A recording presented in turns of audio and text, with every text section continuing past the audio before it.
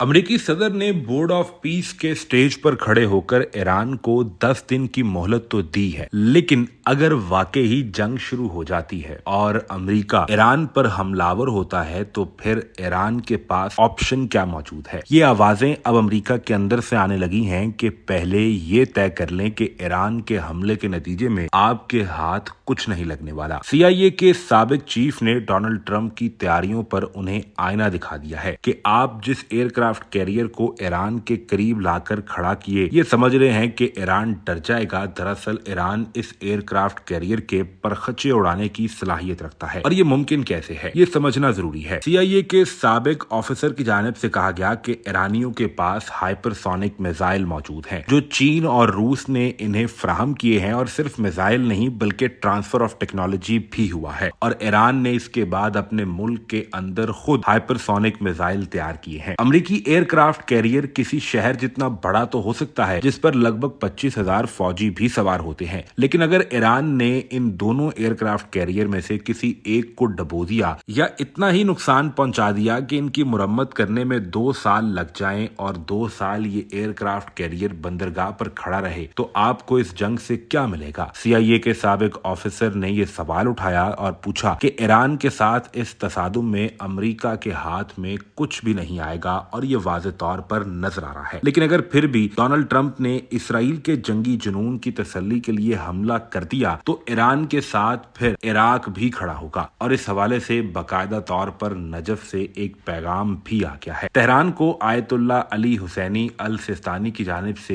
एक पैगाम मौसूल हुआ है। याद रहे कि आयतुल्ला अली हुसैनी अल सिस्तानी इराक के सुप्रीम लीडर हैं। वो ये कहते हैं कि अगर अमेरिका की जानिब से ईरान के खिलाफ हमला किया गया तो इस दौरान रहबरे मुअज्जम आयतुल्ला अली सैयद खामनाई की जान को कोई नुकसान पहुंचने की कोशिश की गई तो नजफ की मरजइयत आला खित्ते में तैनात अमेरिकी फौज के खिलाफ हुक्म जिहाद जारी कर देगी। यानी बराह रास्त इराक भी इस जंग में आएगा और अमेरिका को इराक के हमले का भी सामना करना पड़ेगा।